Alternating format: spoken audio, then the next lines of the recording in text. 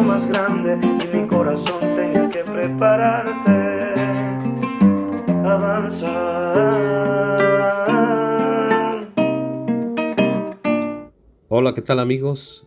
Bendiciones. En este día estaremos hablando de un lindo mensaje titulado Un milagro llamado perdón. Tenía el sentir de hace muchos años de hacer una serie de enseñanzas con la esperanza de que aquellos que se sintieran frustrados, debilitados o quizás derrotados, como yo me he sentido muchas veces por causa de mis errores y del pecado, puedan entender que, con excepción del pecado contra el Espíritu Santo, no hay pecado tan grande que Dios no perdone. No hay error que no tenga solución con Dios. Pero mi pasado pecaminoso y mi presente imperfecto me detenían a hacerlo. Pero hoy en día, Dios me ha permitido entender que no se trata de mí, sino de su amor y su gracia para con nosotros. Dios sabe que lo que hiciste te avergüenza, que realmente no lo tenías que hacer, pero aún así fuiste seducido a hacerlo. Mas sin embargo, su perdón para tu vida está disponible hoy y siempre, y que lo único que exige es nuestro arrepentimiento genuino y sincero. El Salmo 51:17 dice: al corazón contrito y humillado no desprecias tú, oh Dios. En segundo lugar, deseaba presentar experiencias personales con la finalidad de que por medio de estas cosas muchos tengan la esperanza de saber que no importa las veces que se hayan equivocado o la edad ni el tiempo de su vida en que se encuentre, con Dios siempre hay un nuevo comienzo. Todos los milagros relatados en la Biblia tienen algo en común. Todos fueron hechos para beneficios de una persona o para un grupo de personas. Pero hay un milagro en la Biblia que no fue hecho solo para una persona o para un grupo en particular, sino que es un milagro que fue hecho para cumplir la promesa que Dios hizo a Abraham. Y en ti serán benditas todas las familias de la tierra. Génesis 12:3. Este milagro abarca a toda la humanidad. Ninguno de estos milagros puede compararse o igualarse al milagro más grande que se nos ha dado a todo ser humano, mediante el nacimiento, muerte y resurrección de nuestro Señor Jesucristo. Ese milagro llamado perdón, efectuado en la cruz del Calvario por Cristo Jesús, nos proporciona el perdón de todos nuestros pecados. Mediante este milagro podemos acercarnos confiadamente ante Dios para alcanzar misericordia y hallar gracia para el oportuno socorro. Pero lo más grande es que este milagro nos permite nacer de nuevo. No importa cuál haya sido nuestro pasado pecaminoso, Cristo, por medio de este milagro, nos limpia de todo pecado, presente, pasado y futuro. Y créeme que al hablar acerca del pecado, del arrepentimiento y el perdón, no es mi intención dar a entender que me hallo sin culpa. Por el contrario, lo hago porque sé lo mucho que Dios me ha perdonado y sigue perdonándome. Por eso, por el gran amor que siento por ese Dios misericordioso y perdonador, es que hablo con la ilusión de que aquellos que tengan la oportunidad de escuchar lo que digo, sepan que no importa si llevamos muchos años en el Evangelio, si apenas hemos llegado a los pies del Señor o aún vagamos por la vida llenos de culpa y de autoseñalamientos. Si nos equivocamos, caemos o erramos, siempre tendremos la mano extendida de un Dios bueno, misericordioso y perdonador, diciéndonos que aceptemos su dádiva y su milagro llamado perdón. El hecho de no conocer el verdadero significado del perdón nos hace llevar vidas errantes, vacías, miserables y sin esperanza. Lo que es peor aún, nos lleva a atentar contra nuestras propias vidas muchas veces. Si preguntare hoy a alguna persona cuál es su definición del perdón, muchos me contestarían de forma automática que es otorgar a alguien la remisión de una obligación o una falta. Como nos hemos acostumbrado a hacer todas las cosas de manera automática y mecánica, porque ya no hay tiempo para la reflexión, la oración y la meditación, porque el afán diario, la tecnología y las circunstancias difíciles y complejas de la vida nos absorben todo el tiempo. Empecemos entendiendo que el perdón tiene dos actores o componentes. El primero es el transgresor. Para que exista el perdón, debe haber una falta, incumplimiento o el quebrantamiento de una norma. Y el segundo actor o componente es el afectado, víctima o perjudicado. Lo siguiente que debemos entender del perdón es que tiene varios participantes y un solo origen. Como mencionamos anteriormente, para que haya perdón debe haber primero una falta o quebrantamiento, y esta primera falta o transgresión se dio en el comienzo de la era humana. La Biblia nos relata que Dios, después de la creación de los cielos, del mundo y de todo lo que en él habita, creó al hombre y a la mujer. Dios le dio la libertad al hombre para que gozara de la creación, pero estableció una norma, le dio una orden o instrucción al hombre. Le dijo: mas del árbol de la ciencia del bien y del mal no comerás, porque el día que de él comieres, ciertamente morirás. Al transcurrir el tiempo, la Biblia dice que la mujer fue tentada y comió del fruto que Dios había ordenado no comieran.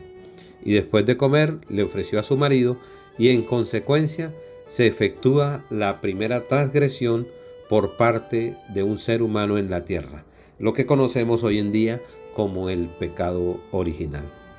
Al ser violada la orden divina, la consecuencia que Dios había establecido era la muerte, porque el día que de él comieres, ciertamente morirás, le había dicho al hombre.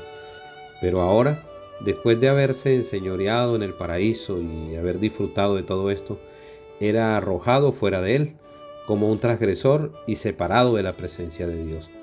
Pero la Biblia dice que Dios es amor, y su primer acto después del pecado del hombre fue un acto de amor y de perdón.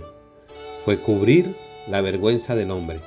La Biblia dice que el hombre, después de que peca, por vergüenza se esconde de Dios y va y consigue unas hojas de higuera y se cose unos delantales. El hombre, para tapar su vergüenza, cosió delantales con hojas de higuera, una solución débil y temporal. En cambio, Dios cubrió la vergüenza del hombre con piel de animal. Mediante el sacrificio de un animal, Dios le dio al hombre una solución. Era costosa, obviamente, requería la muerte de un ser. En este caso, era la muerte de un animal. Pero esa era una solución temporal, porque la Biblia dice más adelante: porque de tal manera amó Dios al mundo, que ha dado a su Hijo unigénito, para que todo aquel que en él cree no se pierda, mas tenga vida eterna. Dios proveyó perdón por medio de su amor, permitiendo que Cristo, sin pecado y sin culpa, tomara nuestro lugar en la cruz. Allí en la cruz se realizó el milagro que nos da la salvación, un milagro llamado perdón. Ese es el perdón que recibimos. Pero ¿qué hay con el perdón que debemos dar o pedir? Pedro se acercó a Jesús y le preguntó: Señor, ¿cuántas veces tengo que perdonar a mi hermano que peca contra mí? ¿Hasta 7 veces? No te digo hasta 7 veces, sino hasta 70 veces 7, le respondió Jesús. El perdón no significa la instantánea recuperación de la confianza. Muchas personas no quieren perdonar porque piensan que si perdonan, entonces tendrían que restablecer automáticamente la relación con el ofensor. La restauración es un asunto completamente diferente al perdón. La confianza se gana con méritos. El perdón se otorga sin condiciones. Perdonar significa que si alguien nos ha hecho mal, en lugar de aplicar justicia o exigir que pague su ofensa, lo dejamos libre de culpa y de cargo. El perdón requiere una sola persona, mientras la restauración requiere 2 o más. Muchas personas piensan que no pueden perdonar porque eso significa tener que volver a lo de antes. No, en absoluto, pero tú tienes que dejárselo a Dios. Solo Dios puede curar las heridas sufridas por las ofensas de nuestro prójimo. Por último, está el pedir perdón. Cuando nosotros hemos sido los transgresores, los que hemos cometido la falta o hemos ofendido, el hecho de pedir perdón es un acto admirable que refleja nuestra capacidad para reconocer los errores y muestra la voluntad de mejorar o reparar el daño causado. Pero este acto de pedir perdón tiene su expresión más grande en el momento que cada vez que hemos fallado o pecado, nos volvemos a Dios pidiendo humillados y arrepentidos de corazón su misericordia y su favor. Pero la grandeza no está en nuestro acto de volvernos a Dios, sino en su amor y favor inmerecido para con nosotros. Cuando sufrimos una pequeña cortada o un rasguño, si no nos tratamos, puede llegar a infectarse y afectar otras partes de nuestro cuerpo. Así es el pecado, crece y afecta todo el cuerpo, a menos que lo tratemos mediante el arrepentimiento genuino y la búsqueda del perdón de Dios. Es tiempo de perdonar, de ser perdonados y de pedir perdón. Jesús vino por ti, murió por ti y resucitó por ti. Y eso se cristalizó en amor y en un milagro llamado perdón. Que estos momentos de confinamiento, de silencio, de espera, nos ayuden a reflexionar acerca de lo que era nuestra vida antes de esta pandemia. Entender que debemos pedir perdón a nuestros seres amados por darle más importancia y dedicarle quizás más tiempo a, a un trabajo, a un celular, a un computador o a una televisión, que a sus vidas y a sus metas. Entender que debemos perdonar a aquellos que por estar sumergidos en los mismos problemas de la vida, por el afán y el estrés, en algún momento nos hicieron daño, nos ignoraron o nos lastimaron.